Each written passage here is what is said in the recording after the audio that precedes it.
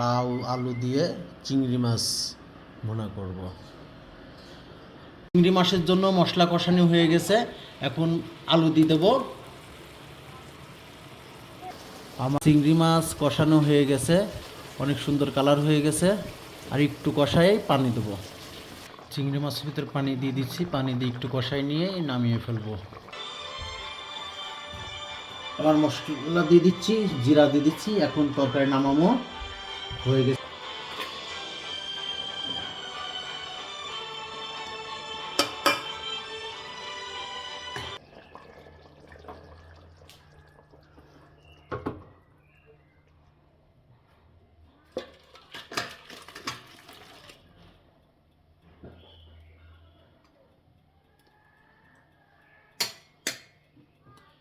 মাছ রান্না হয়ে গেছে, অনেক সুন্দর কালার হয়েছে, মাশাআল্লাহ, লোভনীয় কালার।